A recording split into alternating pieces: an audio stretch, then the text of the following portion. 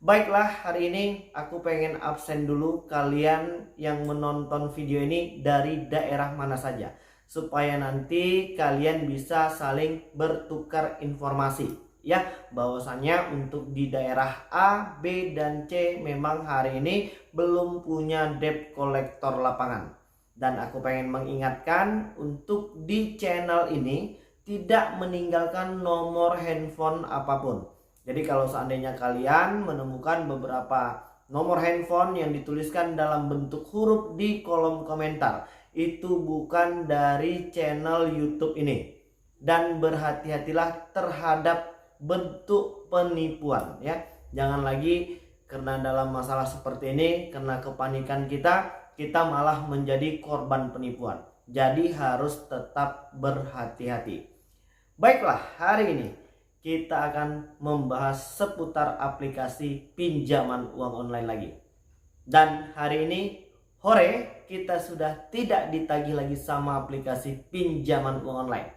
Dan mungkin beberapa teman-teman yang hari ini sedang mendapatkan kejutan tidak ditagih lagi dengan aplikasi pinjaman uang online. Selamat, kalian sudah berhasil melewati satu persatu fase permasalahan aplikasi pinjaman uang online. Atau mungkin yang sudah pernah disebar data dan hari ini ternyata tidak ditagih lagi.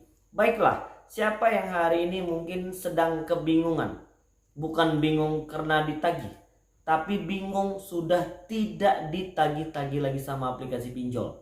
Ya, jadi itu merupakan salah satu tanda dan bukti bahwasannya hari ini yang bermasalah dengan aplikasi pinjaman uang online itu bukan hanya kalian saja, bukan hanya kamu saja.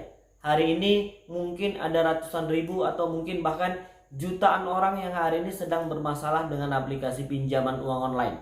Mungkin hari ini ada jutaan orang yang hari ini sedang kebingungan untuk membayar biaya perpanjangan dan ini itu segala macam. Dan mungkin banyak orang di luar sana yang masih butuh informasi-informasi seperti ini. Jadi pasti banyak yang penasaran, gimana bang caranya supaya kita tidak ditagih-tagih lagi sama aplikasi pinjol. Jadi berdasarkan pengalaman kita ya, dari mulai tahun 2019, 2020 dan sekarang di 2022 ya, pinjol itu akan terus-terusan menguber-uber kalian, akan terus-terusan mengejar-ngejar kalian itu sebelum tanggal jatuh tempo. Dan sampai akhirnya kalian belum mampu melakukan pembayaran di tanggal jatuh tempo dan akhirnya telat bayar. Di posisi telat bayar ini, banyak dari teman-teman kita itu pasti galau ya. Pasti kegiatan sehari-harinya terganggu oleh pemikiran-pemikiran tentang hutang di aplikasi pinjaman uang online. Jadi aku pengen mengingatkan kalian itu tak bosan-bosannya ya. Aku tetap mengingatkan agar untuk tetap tenang terlebih dahulu. Karena aku tidak menginginkan adanya lagi korban yang terus berjatuhan hanya karena aplikasi pinjaman uang online. Sudah cukup korban-korban yang telah lalu karena mereka ya akhirnya mengambil jalan pintas karena merasa tidak sanggup lagi menghadapi teror dari aplikasi pinjaman uang online ini. Kuncinya hanya satu, bersikap tenang. Jadi untuk aplikasi pinjol legal OJK, untuk teman-teman yang belum mampu melakukan pembayaran ya, dan hari ini memang benar-benar nggak sanggup, mungkin dengan berbagai macam alasan, atau mungkin hari ini sudah tidak dipekerjakan lagi, atau mungkin belum menerima penghasilan lagi, ya bagaimana mungkin kita bisa membayar hutang. Kalau aplikasi pinjol dari pihak debt collection pasti akan mengarahkan kalian untuk minjol lagi di aplikasi yang lain. Dan sudah pasti itu adalah jebakan-jebakan yang akan nanti membuat kalian semakin susah dan pasti tambah galau. Jadi apa yang harus kalian lakukan agar kalian tidak lagi ditagih sama pihak aplikasi pinjol? Kalau untuk yang legal OJK, angkat saja teleponnya, balas WA-nya, dan beritahukan kepada mereka bahwasannya memang hari ini kita memang belum mampu untuk melakukan pembayaran, baik dalam bentuk pelunasan ataupun penyicilan. Ya gimana bang, mereka pasti bakal marah ya. Mereka itu pasti akan melakukan tindakan-tindakan yang ini itu segala macam.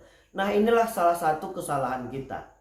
Kita tidak yakin pada diri kita sendiri. Kita tidak mampu untuk menanamkan tekad di dalam diri kita bahwasanya kita memang pengen keluar dari semua permasalahan ini.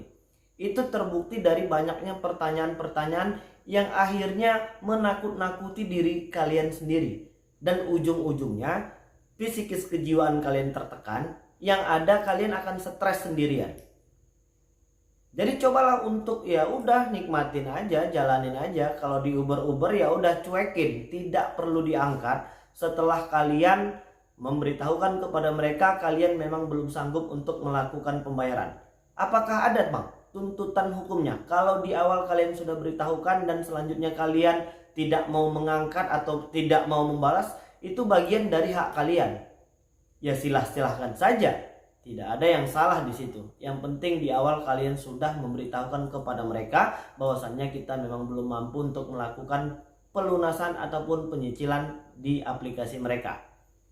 Jadi nanti seiring dengan berjalannya waktu ya, dan debt collection itu pekerjaannya banyak ya. Ini pihak debt collection ini kerjanya punya target. Jadi mereka bakal ngejar yang lain, bukan hanya mengejar kita saja. Ya kalau di tahap-tahap awal jatuh tempo atau mungkin telat bayar, ya mereka akan uber-uber kalian. Dan cara mainnya masih seperti itu saja.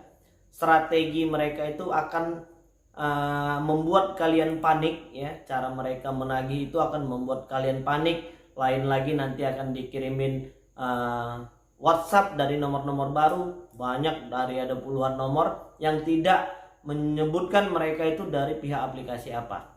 Dan itu juga merupakan salah satu strategi mereka. Kenapa seperti itu? Supaya kita berpikir dan bertanya-tanya ya. Dan itulah salah satu bentuk teror dari mereka.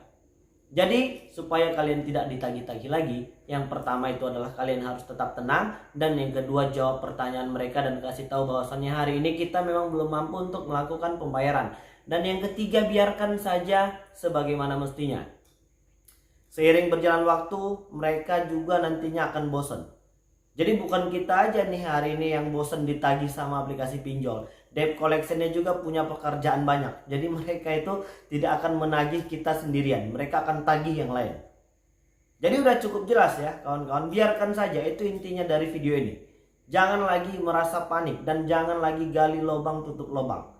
Kalian pasti akan rugi karena setiap aplikasi yang hari ini kita gunakan sudah pasti ada biaya platform, biaya tambahan, biaya denda, bunga, ini itu segala macam, banyak banget. Jadi kalau yang hari ini masih kebingungan ya, cobalah untuk bersabar ya, dan cobalah untuk terus berusaha dan berdoa agar kita bisa segera keluar dari segala macam bentuk himpitan hutang hari ini. Baiklah, mungkin itu dulu yang bisa aku sampaikan, dan mudah-mudahan video ini bermanfaat untuk kita semua. Assalamualaikum warahmatullahi wabarakatuh.